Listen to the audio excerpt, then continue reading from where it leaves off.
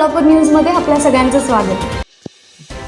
श्री हिंगुलांबिका मंदिरामध्ये सालाबादाप्रमाणे याही वर्षी शाकंभरी पौर्णिमेनिमित्त नवचंडी हवन व देवीला भाज्यांचा अलंकार करण्यात आला आहे। दिनविशेष म्हणजे आजच्या दिवशी देवीने लोकांचं भरणपोषण करण्यासाठी शाक भाजी या स्वरूपामध्ये रूप प्रकट केलं होतं आणि भरणपोषण केलं होतं।